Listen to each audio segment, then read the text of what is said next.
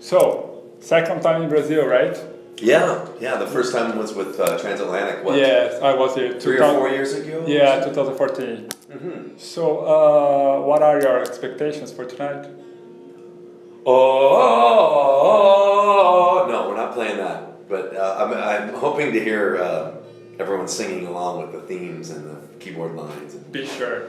That's fun. Talking about keyboard lines, I've seen that in Canada you faced some problems in the keyboard, and then you had to play We All Need Some Light and play Shy. I think that night, the electrical went out, the whole PA went out. I thought it was only the keyboards. No, I think it was the whole system.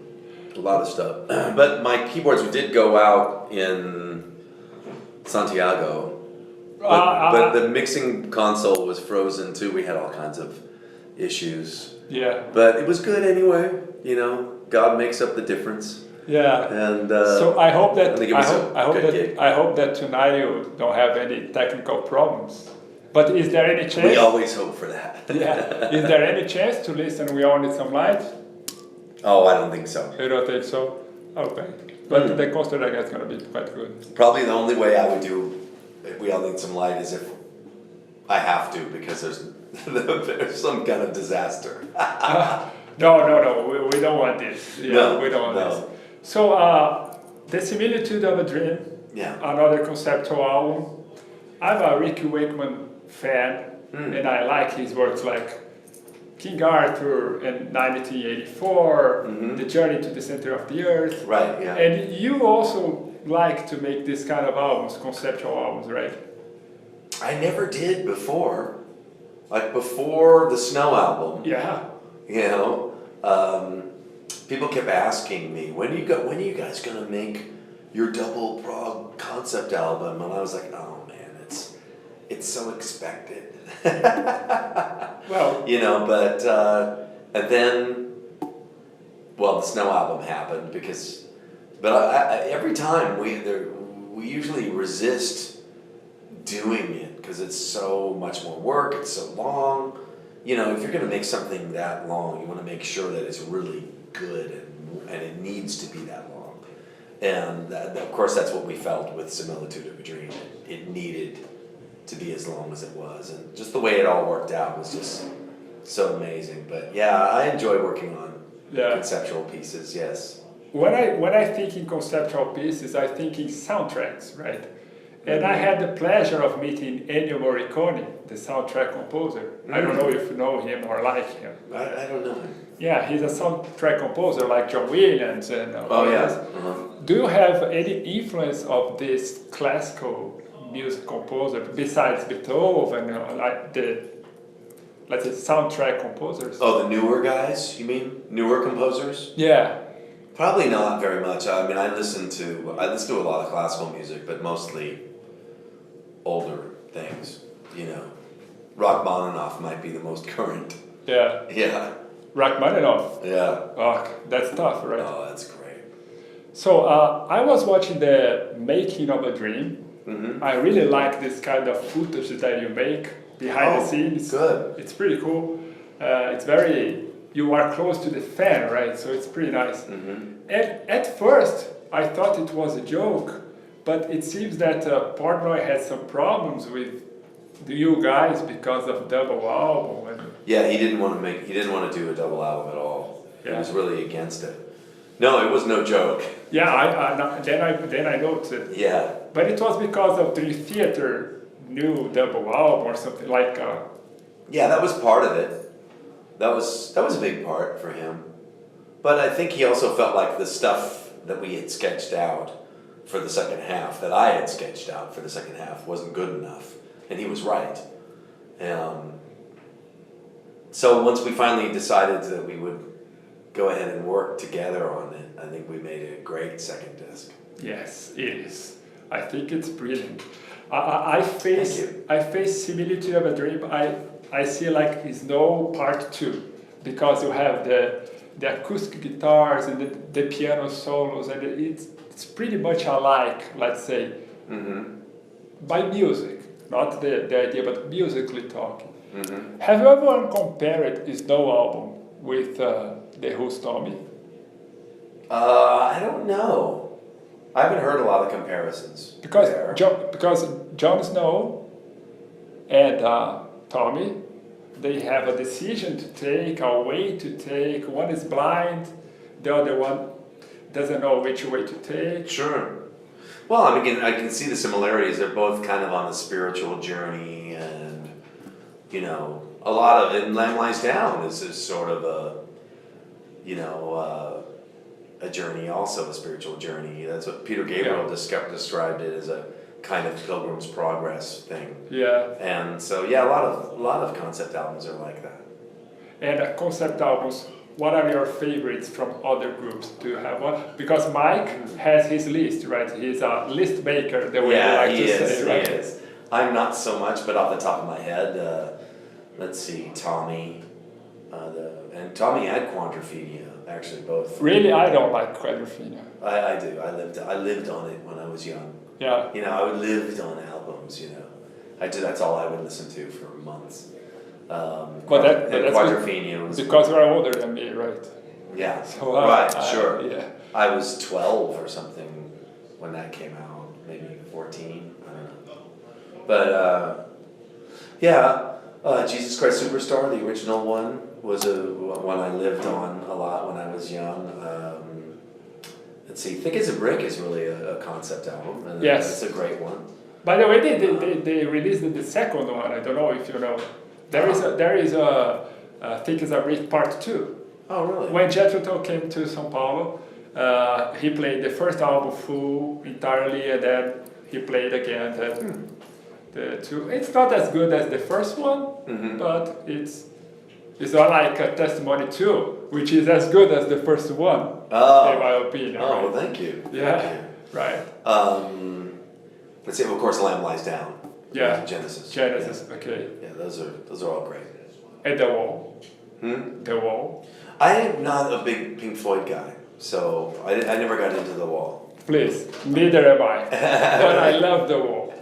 Oh, yeah. I mean, I like it, and I like a lot of Pink Floyd stuff, but I didn't live on it like I lived on some of those other albums. Yeah. Nowadays, we see that some bands are working in streaming, right? Like you have a YouTube channel, but they have streaming that you can download an album or buy an album. Right. And you have only so many roads, I guess.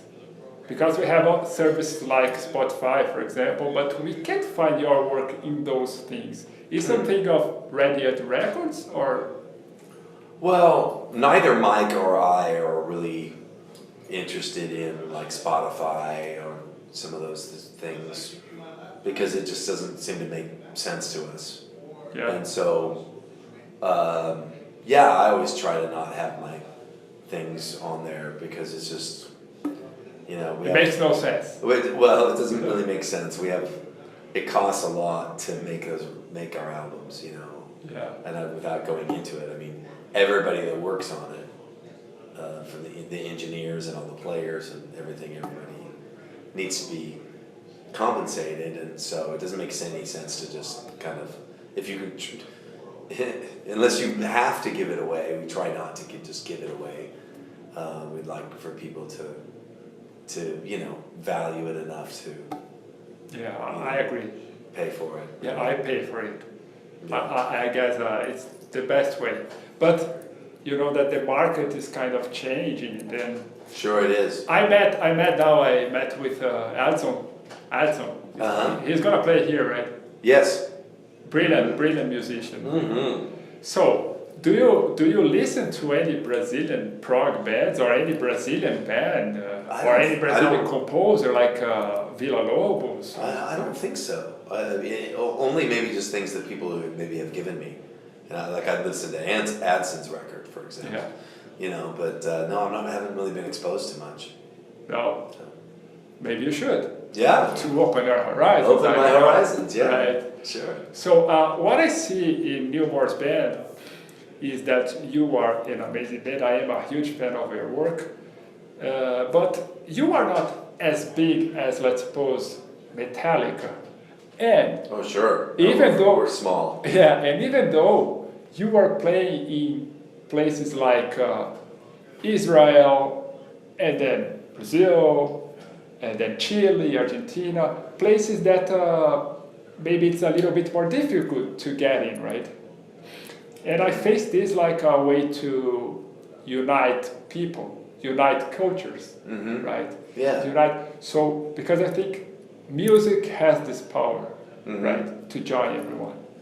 Yeah. Well, and it's also good just to be together. Yeah. You know, it's like a lot of times you'll think that, maybe people from a certain place, you don't have any connection to them. But, just being here today, going into the supermarket, Yeah. somebody being really kind to me and smiling at me, it's like, oh man, look at all the beautiful people here. So, you just feel more connected.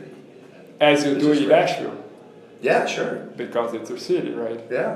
So I met you last year when I went to Snow Album, Yeah. and I guess it's quite, maybe it's very easy to, I don't know, see you walk on the street and have a coffee with Neal Morse, the great composer. That's how do you feel like that? Because people go from here and from other places just to see you.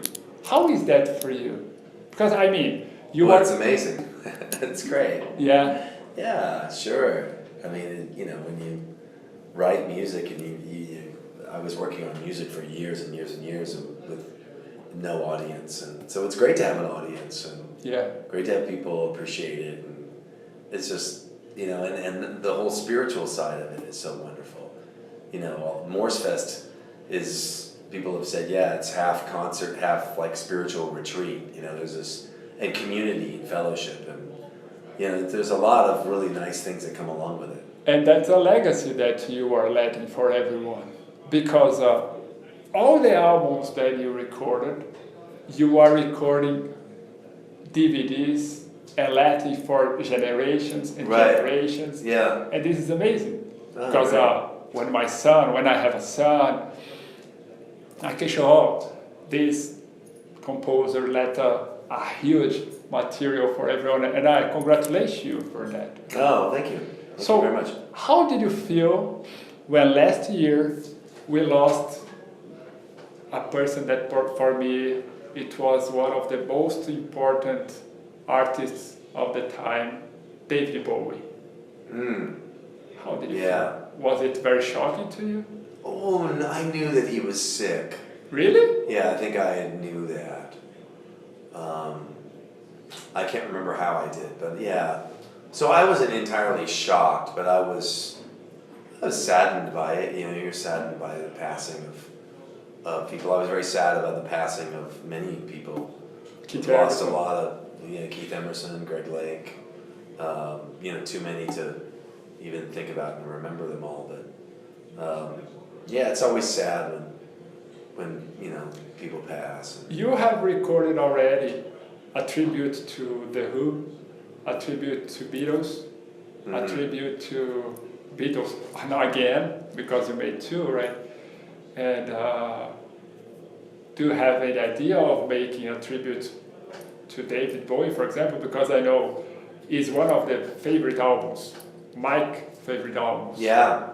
Oh, I love Bowie. Well, we did cover Rock and Roll Suicide, and I think that's the only one.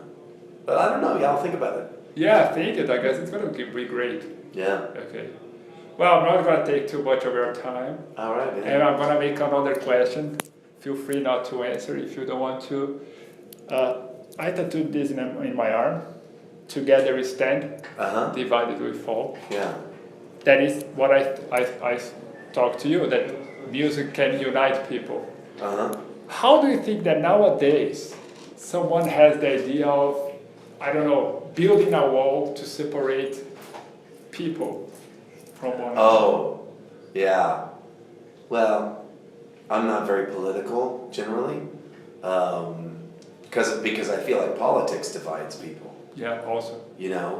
So that's what I don't like about it. It's not like I don't think that there's anything good that comes out of politics, or I'm telling anybody else that they shouldn't be in politics, but I'm interested, especially as a Christian, in reaching out to everybody.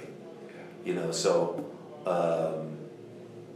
the thing about politics is it can be very, very divisive, and you know, people don't want to talk to that person because they have a different political view. So I try to stay out of that because Jesus wants to save Republicans and Democrats. Yeah, So, good call. I like that. So yeah, but yeah, I'm not for building a border wall. I mean, you know, I think that's kind of I don't know, a weird concept, but You are kind of Latino, at least in your songs. Right, You sure. are kind of Latino. no, I mean, I'm really very much of a, in my mind, kind of I like the whole one world kind of thing, that we're all, you know, I mean, the Lord's Prayer starts off, "Our Father, who art in heaven." So if He's our Father, then we're all children of God everywhere. Yes, brothers and sisters. Yes. Right. Yeah. Amen. Cool. Thank you a lot. How's your brother? Good. Yeah. Good. Okay. Yeah. Thank you, man. You're welcome, man.